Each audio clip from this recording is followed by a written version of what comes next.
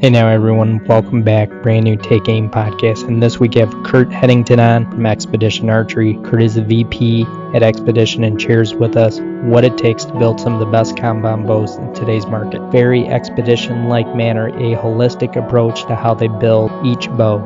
I shot some of the bows at ATA this year and was super impressed with every bow I handled and shot.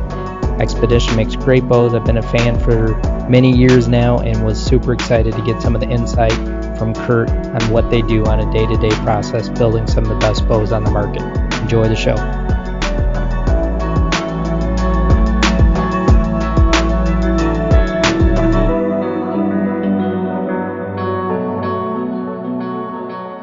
All right, guys, we are live, brand new Take Aim podcast, and always excited to get a new show out, and this week's no exception. Excited to have Curt Headington on from Xpedition Archery. Curt, what's happening? How you doing, B? Glad to be here. Thanks for the invite. Absolutely, man. Super stoked to talk to you and kind of just chat about Xpedition, the awesome new bows for 2020, and kind of just want to give everybody that doesn't know an idea of what Xpedition is and what they can kind of expect from you guys. And but if you would, Curt, kind of give us your background and what you do for Xpedition. Sure. I tell everyone kind of the same thing, Brandon. Titles aren't that important around Xpedition because it truly is. It's like a family or a big team, close-knit group of people.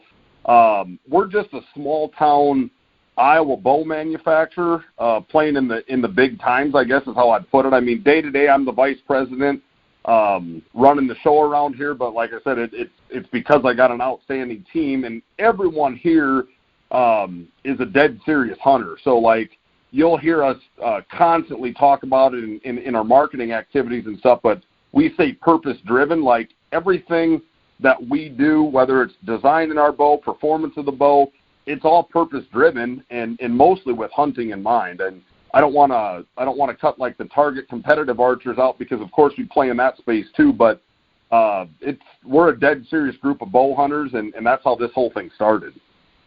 Now, give me a little kind of history lesson on that, Curt, if you would, like where it started, because I know you guys are in Iowa now. I believe you guys were in South Dakota or North Dakota at one point, but give me, maybe I'm wrong, but you can correct me. No, you are spot on, Brandon. So just a snapshot in time. Xpedition's been around for about 8 or 8.5 years, something like that, and they were actually originally started out in Yankton, South Dakota, and they were actually a division of a large aerospace defense company. That company, of course, had the machining capabilities and know-how to machine virtually all the parts that go on a compound bow. And because they had some guys there that were obviously tore up with it, they started doing that, and they contracted with Kevin Struther as their designer, and voila, they started spitting some bows out. Difference being, it wasn't their core business. Their core business was, like I said, filling defense contracts for the military and whatnot. So when the opportunity presented itself almost 2 years ago now, they were gonna do away with Xpedition. Xpedition was gonna go away because of the growth they were experiencing in their core business. And in steps Mark Heck, our president. Mark acquired the company and then assembled a team, and I say team, I was one of the first. Chris Cobbett, my counterpart in the company, was one of the others. We picked it up, man. We took a couple 53-foot trailers out there, did some training on site with the former team, and then we picked it up and physically moved it back to Northeast Iowa. We bought a beautiful facility here, and about 30 days later, we were up and running. So like I said, we're just short of 2 years since we've, taken the reins and acquired the company, but that in a nutshell is how this whole thing happened and brings us to today. Wow, that's crazy. I had heard rumors that the company had been sold, and I didn't know all that kind of detail like that, but that is pretty amazing, and I mean, super amazing that you guys transitioned that fast to 30 days and kind of did it in such a flowing manner that people didn't notice. I appreciate you saying that, and I mean, I got to give our dealers and our customers a lot of credit because they were very patient with us, right? I mean, there was literally a window of time that about 45 days where no part left Xpedition, no bow went out of Xpedition. And timing-wise, I think it was right because Xpedition wasn't per se in the same model as a lot of the other manufacturers where you get in a business cycle, right? It's about an 18 to 24-month cycle from design to production to sales season. And, you know, we basically rolled the doors open in July of 18, and by late November, we did have a release. And like the 2019 models that were super successful, the Mako X and the Mountaineer X, we designed, prototyped, tested, and approved that and launched it in November, and we were shipping bows by early February, about a year ago right now, with some tremendous success. And that was cool. It was incredibly stressful, and things were moving fast, but somehow we pulled it off and you know, kind of gave the brand a boost, right? Like the company is reborn, here we are. And then moving into this season, we released here mid-November, and the 2020 line is on fire. I mean, we're adding dealers faster than ever. It's kind of the buzz. I would argue our booth at ATA was probably hands down the busiest of the archery manufacturing companies. So we're excited, man. Like, everything's on the up and up, and the momentum's there, and we're not going to take our foot off the throttle. There's a lot of cool stuff coming right now, and I'm knee deep in the prototype approval process for the 21s. So wow. It's exciting, man. We're all jacked around here. Yeah. Well, I know it was quite the buzz at ATA, and I know the booth was busy. I physically saw it myself. But you know, before we talk a little bit about 2020 and the models that just came out, Curt, give me a little bit of insight into what you guys mean business-wise. Like, your mission statement says Xpedition Archery brings a holistic approach to the industry. So let everybody know kind of what exactly that means, because that mission statement is quite different than everybody else on the market.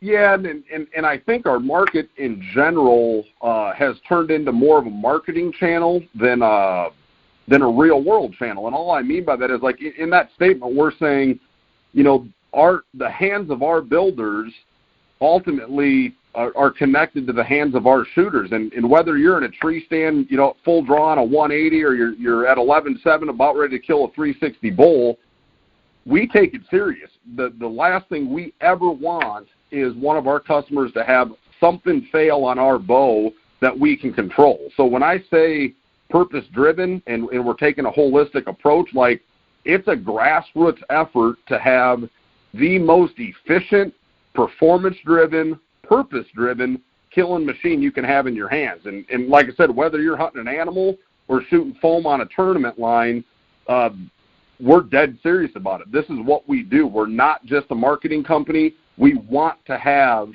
and will have, and believe we have, the best bows in the industry. And it's top to bottom. Like, there's no one thing where we're like, hey, we're real strong on here, but we're weak over here. And I'm not, like, trying to throw anybody else under the bus, but, like, let's be honest. There's some bows that are incredibly smooth, but they're like pooches. They're incredibly slow. We want it all. We want fast. We want performance. We want smooth. We want fit and finish that's better than everybody's. And I mean, truthfully, that's why we put the statement out there in our mission statement. It's a holistic approach, top to bottom, front to back, however you want to look at it. Like, our goal is to win in every aspect of archery. Yeah, absolutely. I do totally agree with you, and I'm going to kind of phase back in and out on some of these questions. But since you just mentioned the fit and finish, can we talk about that real quick? Because, like, on your comp side, you guys have some awesome colors.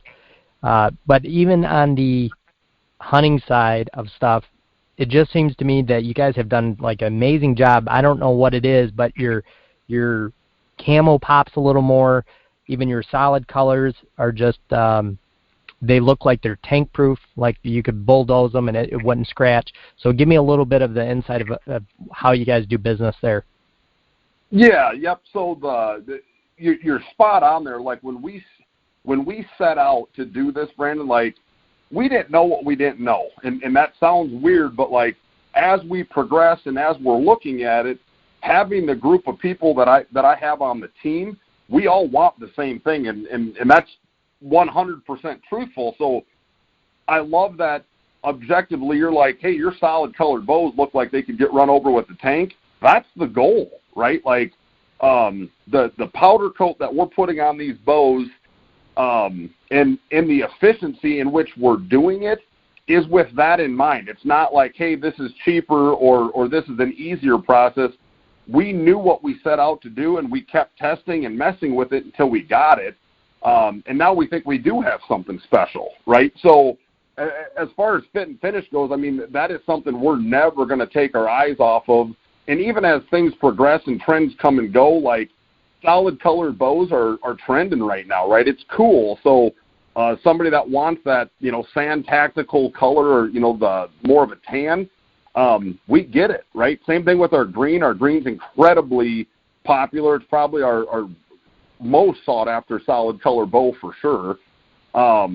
We care, right? Like every nook and cranny, we want it to look perfect. And I would argue from a decoration perspective, regardless of what color you're getting, I think we're best in class. I think we're as good or better than any of them, even the big guys. So I don't know if that answers your question, Brandon, but yeah, for sure.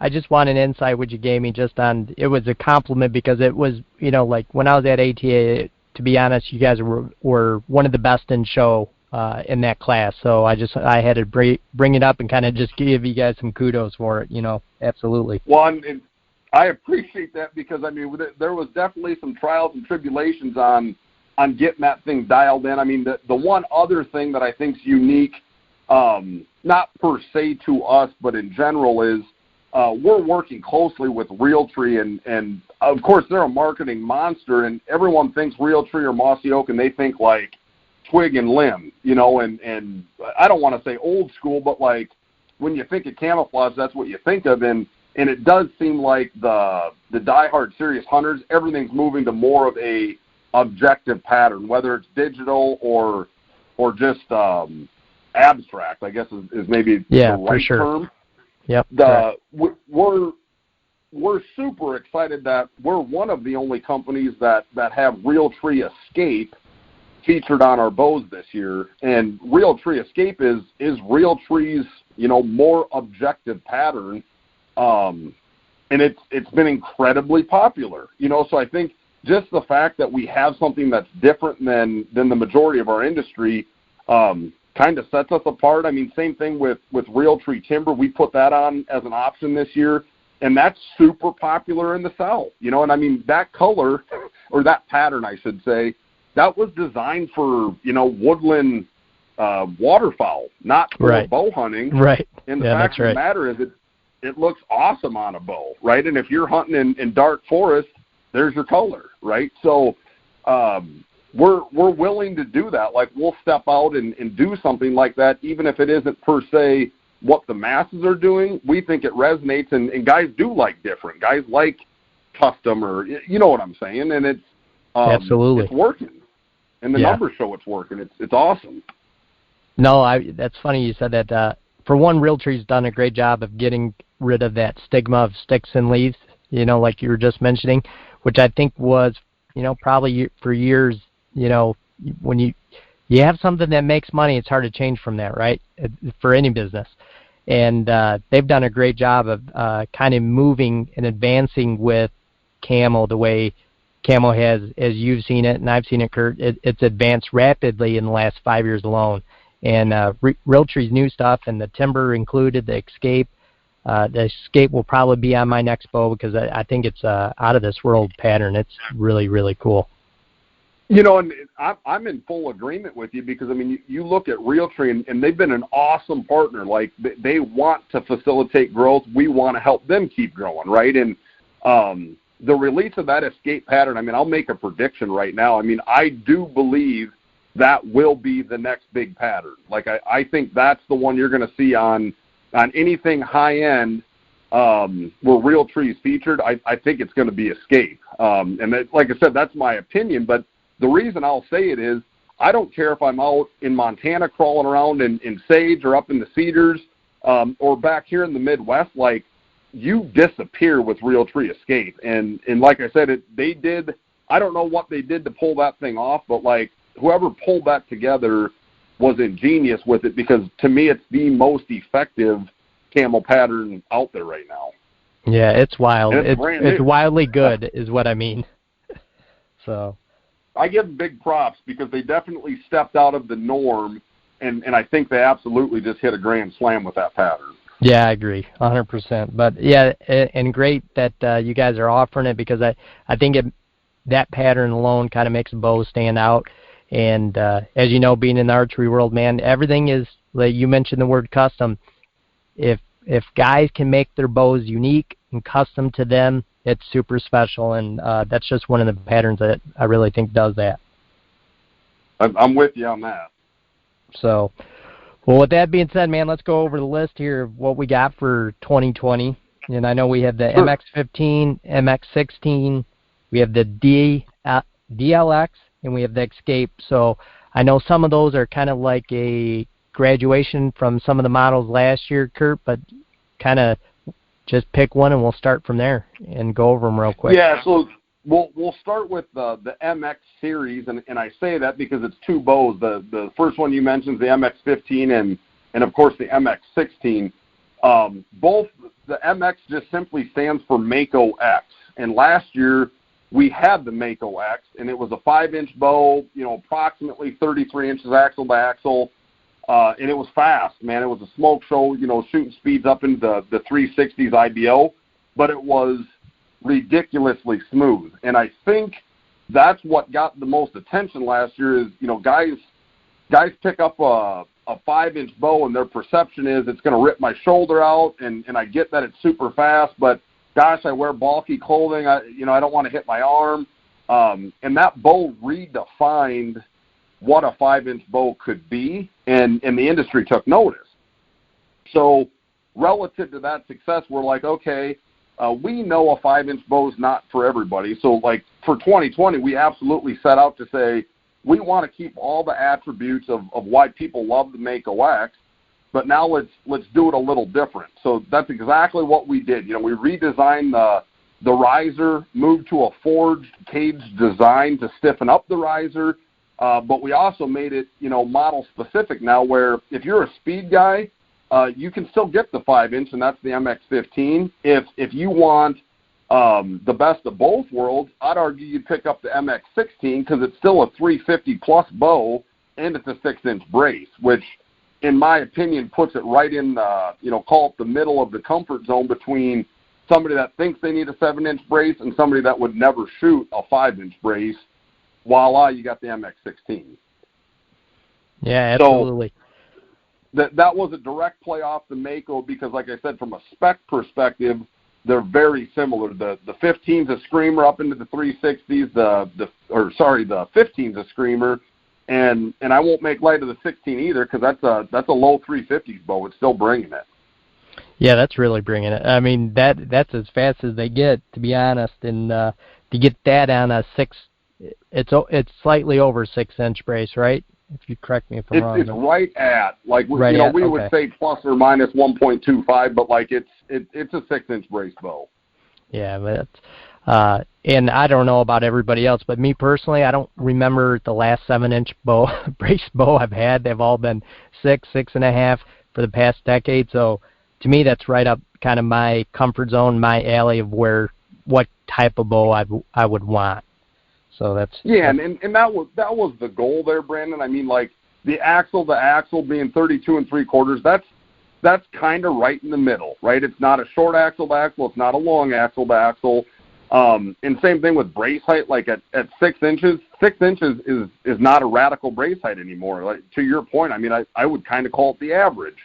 And that's the thing is that it definitely opened us up to more guys that wouldn't even give a 5-inch bow a look.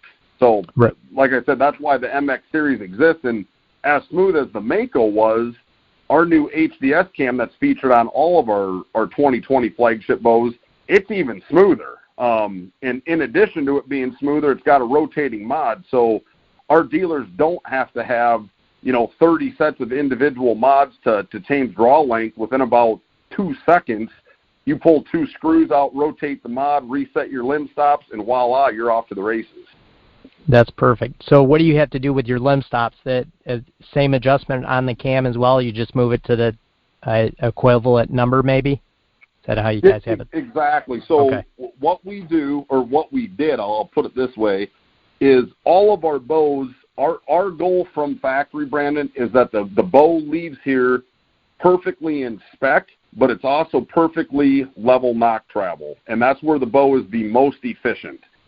So even if a dealer's taking a bow that we sent him at, say 29 inches and he needs to make it 28, like I said, he's literally pulling 2 screws, rotating the mod to the recommended setting, and then we give them tune charts so that they know exactly where the limb stops should be. Now, feels different, right? Because you can move our stops 1/32 and change effective let off by 4 to 5% with that little modest move. So that's one of the benefits, is we're saying get it to where it needs to be, and then custom fit it for that archer. And some people want a little more valley and a little more let off. Other people want more holding weight. And literally just in like moving at a sheet of paper, you can affect that, and you can customize it, and you can make it feel the way you want it to feel where you're the most comfortable. Now, in addition to that, this year with the HDS cam, that like I mentioned on all the 2020s, HDS simply stands for hybrid dual stop, and the reason we gave it that name is Xpedition, by and large, has always been a limb stop bow, and anyone that's listening would know. Limb stop bows typically create an incredibly hard back wall. Like once that hits your limb, it is solid. It's not going anywhere. You're not pulling through it. Right. But we also listened, because we did have a lot of customers say, you know what, I'm more of a pressure shooter, or I shoot back tension. I like to pull through my shot. It'd be nice if you guys offered it with a cable stop. So we gave it some thought and said, how can we make this thing go either way? And that's exactly what Kevin Strother did for us, is he made it so a guy can run limb stop, a guy can run cable stop, or realistically, you could run a combination of both. That's right, yeah. So whatever you're looking for in the back wall of that bow, this is the answer. You can now do it. So incredibly adjustable, I guess, is how I'm going to, and very easily tunable. Yeah, it sounds like it. I mean, that gives you an option for everybody. You don't need a press. You don't need 40, like for me, it'd be a 40-minute drive to a bow shop, to just have somebody change a mod for you. So, I mean, it's kind of nice to be able to take that control in your own hands, and it's always nice to work on your own equipment, even if it's on a small scale like that with a couple screws. But at least you know that you're taking the screws out, you can put them back in and make that bow work exactly for you. Yeah, and like I said, even I would never tell somebody not to have the shop tune it, because there's so many aspects to tuning a bow. But in the very next breath, I would tell you, we give you the answers to the test with our tune charts, and realistically, if you knew nothing but just followed the tune chart, it's going to be incredibly close. So right. Hopefully it's a win-win for everyone, right? Yeah, for sure. And I agree with you. I mean, there's nothing better than actually being at the pro shop. I love that as well. But, when you take a bow and you rip it out of the box and the plastic, you're like, man, I just want to fire an arrow right now. So you kind of have that choice that you can do that fast, which is cool. And Brandon, I mean, you're hitting the nail on the head, because, I mean, we don't sell consumer direct. We have a strong dealer network.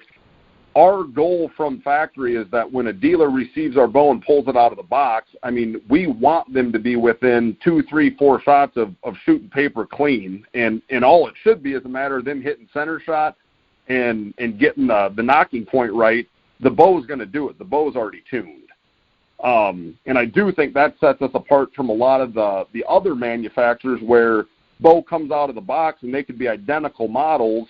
One takes them an hour to tune, and one takes them 15 minutes to tune. Our goal is that they don't have to tune it.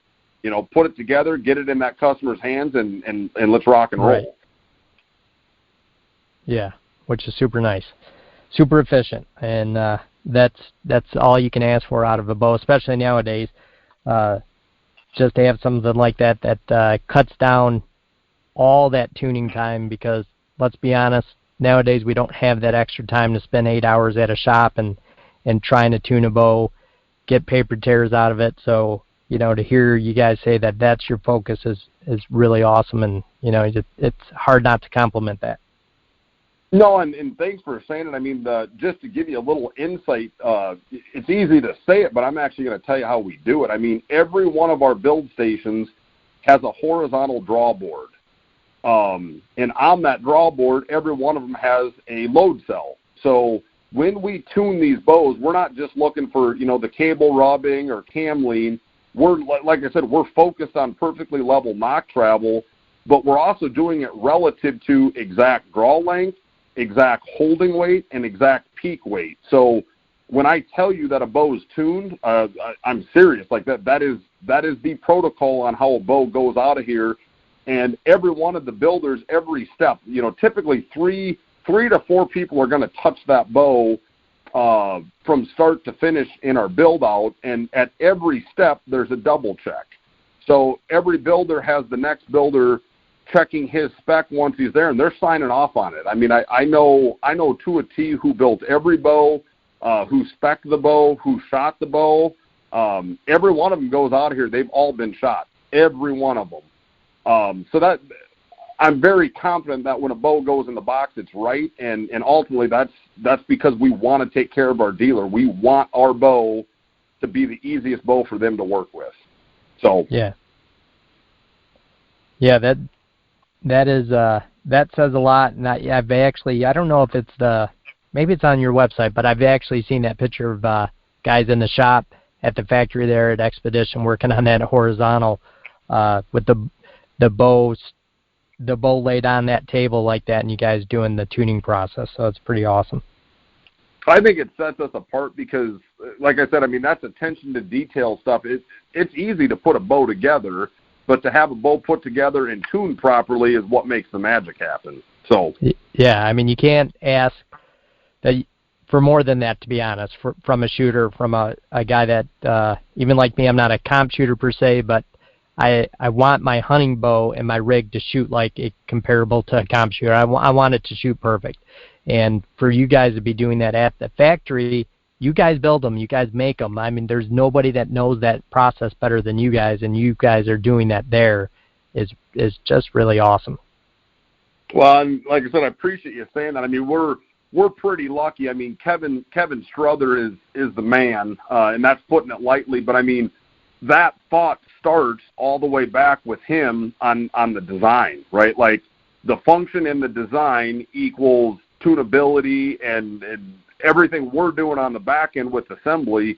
That starts with him and how we're designing them so that they can actually be tuned. A lot of systems, there really isn't tuning to them. You got to shim them over. You got to move this. You got to move that. Ours are 100% tunable. You can put a twist in the cable and this happens. You can twist up your yoke and that happens.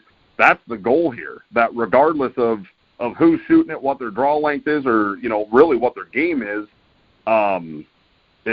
we say experience perfection. I mean, that's kind of our tagline. We mean it. Like we want these things as perfect as they can be. So. Yeah, I mean, again, you can't beat that. And I don't know if this is wrong, and you can correct me, Curt, but if you're having to do all that stuff on some of the other bows that are out there, and you mentioned shimming and doing that stuff, that kind of like it just always leaves space in my mind to have doubts. Like, why am I having to do all this to get a bow to shoot right? And I don't know. I don't know about you, but in my bow, I don't like to have any doubts or any faults. Does that make sense? Brandon, it totally makes sense, and that's where I'm saying so much of this sport, and again, regardless of your game, whether it's competition archery or you're a dead serious bow hunter, your bow is a huge extension of the confidence you have, right? And that's why I'm saying when that bow gets drawn, the last thing we want you thinking about is, why did I have to shim that cam over? I hope this thing's going to shoot how I think it's going to shoot, right? Right. That bow should come back, and you should have 1,000,000% confidence you know what the result's going to be. You're going to aim it, and it's going to go where you're aiming. And like I said, kind of back to our mission statement. That's why I'm saying, like, top to bottom, our goal is that you have an incredibly efficient killing machine in your hands, regardless of your game. Yeah, that's, like I said, you can't ask for anything more than that. I know that we didn't mention these two other bows, so let's talk about that real quick, Curt. The DLX, sure, which I assume is kind of a lead off of the Denali from last year, and we have the Escape. And then I have two other questions to ask you before we jump off, but let's hit those real quick. Sure. I'll jump into the DLX. We love the DLX, and people that have known Xpedition knew that we now refer to as the OG Denali.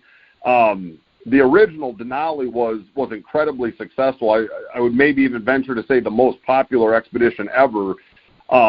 We kept those specs virtually identical. So it's 34 inches axle to axle, 6.5-inch brace height. The biggest differences are we move that to a forged cage riser as well to create that rigidity and stiffness and minimize the archer's paradox, the twisting effect of a bow at static versus dynamic. But the specs are incredibly similar, and the DLX also is sporting the HDS cam. So it gives the archer the option on everything from tuning to back wall to a dealer being able to very quickly and easily make a draw length adjustment change.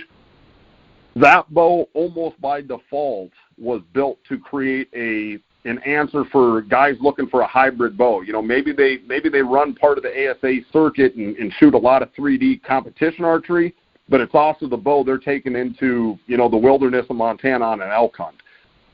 So that bow by design was there to be a replacement or the new bow option for the guys that were running the Denali.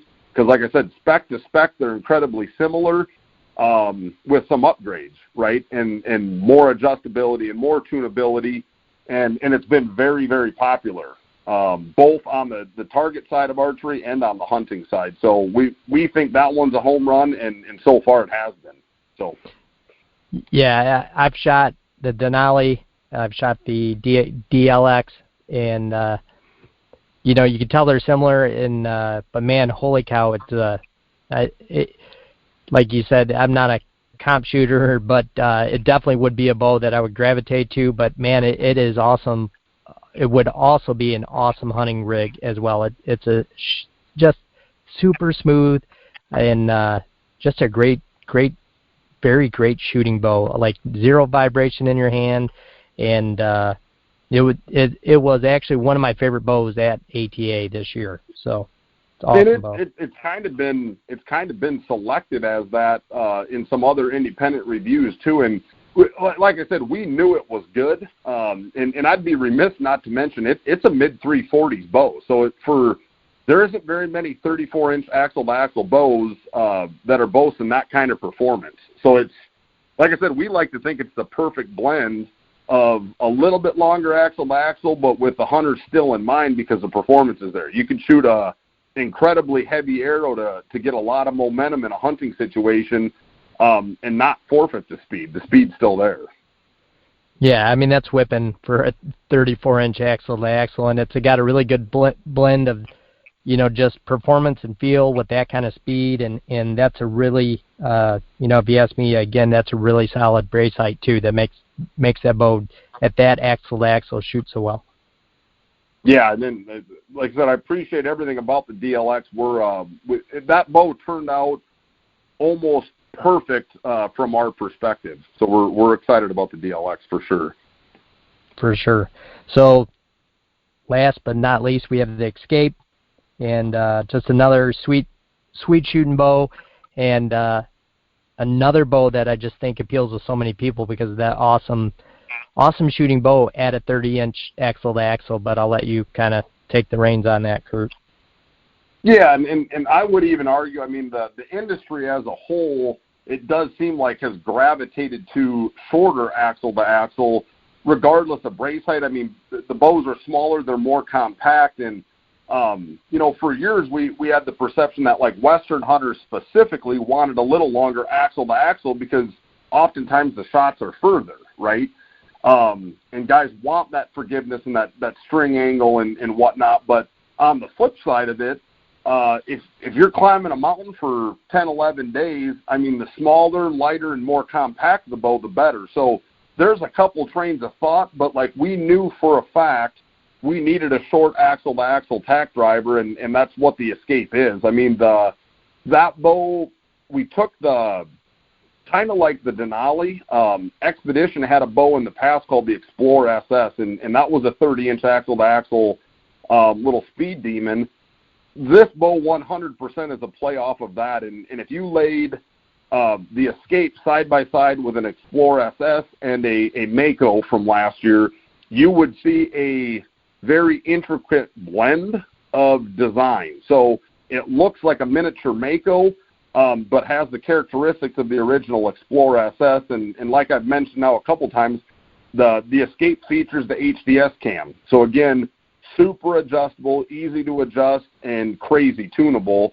And the bow is a little streamer. That's pushing into the low 350s for IBO. So performance-wise, I don't think there's another 30-inch bow on the market that can even hold a candle to that bow, and it's still got a 6-inch brace height. Yeah, I don't think I can either. Not at that kind of, that's blistering speed and everything else spec-wise on that bow, along with the HDS cams and that kind of adjustment. Just, man, that's a perfect little. I hate to use the word little, not to marginalize it, because the performance out of that bow is anything short than little. Yeah, no, you're hitting the nail on the head, Brandon, because it's, some guys don't want a 30-inch bow, but some guys only want a 30-inch or, a shorter axle-to-axle profile bow, and that's why we did it, right? So, I mean, guys that are spending a lot of time in blinds or even tree stands for that matter, it's compact, it's lightweight, but yet it's performant. I mean, it's a rock star little package in a bow. Yeah, absolutely. Now, one thing I think you guys have done or made some improvements on was also the limb pockets. Do you want to talk about that real quick before we head out? Sure. So for sure, if you're familiar with the line, I mean, Xpedition's always had what I would call simple design, and I don't mean that in function. I mean it in literally look. Like sometimes, simple is better. The one area I absolutely wanted to make sure things were rock solid is the transition from front to rear. And some people call it front limb pocket, rear limb pocket. In our world, we call it a front and a rear pivot, because ultimately that is the pivot point, the last contact we're making with the limbs coming off the riser, right? So we definitely beefed that up from last year, and that was 100% a play on consistency. We do not want those limbs to be able to shift left to right, laterally, anything. We want them incredibly consistent. And what we found through testing the new system is we could actually make the bow more efficient, because if that limb is moving whatsoever on that rear pivot, it's eating up some energy. So the new system with the brace arms on the side, it literally locks that limb into place from the front to rear. And it like I said, it's a consistency thing, and consistency equals efficiency. Efficiency equals performance.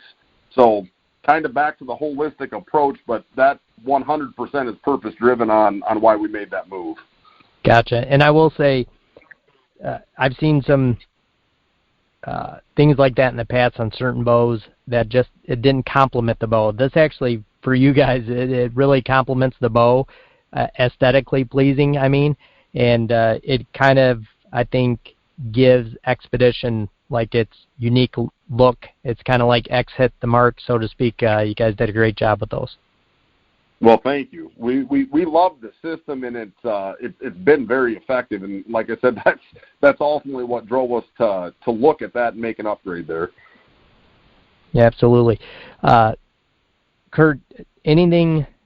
I mean, I don't know how much you guys can do or talk about what you guys do for your strings, but I know option-wise you guys have a ton of different blends, colorways. So do you want to just speak on that real quick? You bet. So we are partnered up with who I would argue is the best manufacturer in the business, with Eric Griggs and his team down at Gas Bowstrings. They are our OEM provider. They build all of our strings.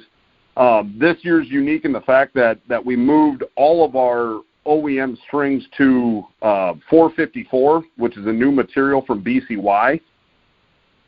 We tested it extensively, Brandon. We absolutely think that is the best material available right now. And whether you're talking about, string stretch or peep rotation, what have you, same thing. Like, we want consistency. And through our testing and R&D with Eric and his team down there at GAS, we have that. So we think we have the best string on the market, the most consistent string, and a lot of that's on the back of GAS bowstrings because they've been awesome. They've been great partners. The one thing that makes it unique, or one thing that we're doing that's unique in the industry, is our dealers can choose a variety of colors. There's actually 10 custom colors that they can order a factory direct bow, and it's still a 454. It just happens to be in a different color. So kind of the same thing we talked about with like customizing a bow. Maybe a guy loves an MX-16, but he wants a flow green string. That dealer has the option just to bring the bow in like that. It doesn't have to be an additional thing. It doesn't have to be, tearing a harness off and putting a new one on. We'll send it to him like that. So it makes us a little unique, and it gives our dealers some more options, and ultimately that's what we're trying to do is help our dealers, help them grow their business, and by default we're growing our own. So. Yeah, absolutely. I love that idea, and again, coming from a guy that wants every bow that I've ever had to be a little bit special, I love that feature and definitely thought we had to talk about it today. But I don't know, Curt, is there anything left? I think we kind of covered as much as we could in 45 minutes here. You were pretty thorough, Brandon. But no, I guess broadly speaking, I would just encourage people to go check the brand out. We're not the biggest manufacturer, and we never intend to be the biggest, but we definitely intend to be the best. So if you haven't checked it out, get to a dealer, shoot these bows. I think it'll definitely change perceptions, or at least put us in the ranks of any of the top brands. And like I said, I just want to say thank you, because our dealer network and our consumers have been outstanding, and like I said, we're not taking our foot off the throttle. We're going to keep growing this thing and doing the best we can do to be the best.